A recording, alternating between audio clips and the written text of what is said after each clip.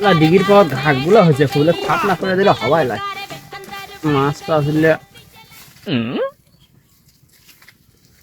এ ভাই ওপরে এত তোর সাথে আমার মেলা কথা আছে এদিকে আয়। আচ্ছা বস কাজ করতেছি কমটাও নাই গেছে আব্বা যা মারা গেল তো তুই কি জমা জমি একলাই খাবো সব?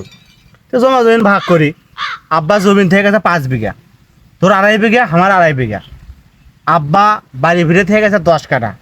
তোর 5 কাঠা আমার 5 কাঠা ঘর থেকে গেছে 2টো তোর একটা আমার একটা আব্বা গরু থেকে গেছে 2টো তোর একটা আমার একটা সম্পূর্ণ ভাগ কিন্তু হয়ে গেল